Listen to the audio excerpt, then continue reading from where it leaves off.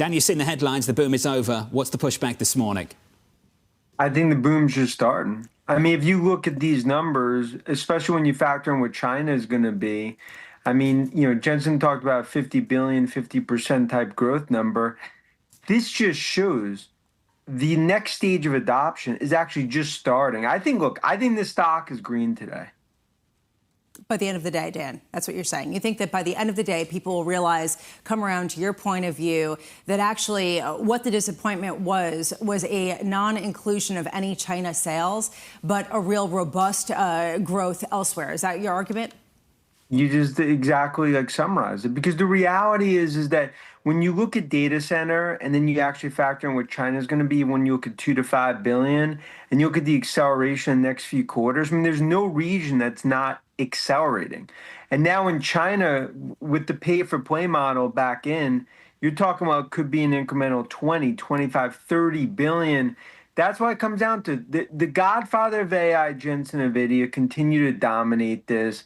And I think this is just a further validation. Tech stocks go higher. Dan, I feel like we should do a show, Where in the World is Dan Ives of Wedbush, because you're always somewhere different. And this morning, it looks like you're down under in Sydney. And I'm curious about the rest of the world. It's actually really telling that you've been traveling the world, because outside of China, Nvidia's growth has been tremendous. And we've seen a real increase, particularly in other Asian countries. How much does that give you that extra bullish push that even if it's not China, you are seeing the rest of the world rush to adopt as much as they can of Nvidia before maybe some of the policies change?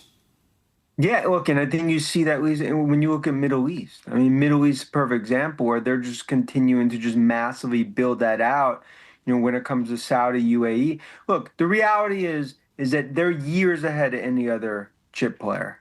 I mean, you look at everything happened from a Huawei perspective. They've narrowed the gap, but the reality is that every Chinese big tech player wants Nvidia chips. And I think what you start to now realize is that you talk about a third of that overall revenue going to Nvidia. This is trillions that's going to be playing out. That's why I believe there's a $5 trillion market cap, either by year end or early 26. But Dan, the China policy is subject to change on the U.S. side, and also we have seen in the past Beijing telling firms not to buy Nvidia chips. Can this company continue to grow the way you envision if, say, China was taken out of the play? Yeah, look, there's no doubt. China continues to be, that's the golden goose for Jensen and Nvidia. But that's also why, look, Jensen, 10% politician, 90% CEO. And when you think about the China market, but also Beijing telling Chinese companies, big tech, not to buy Nvidia chips, that's like telling a kid, oh, don't eat the candy.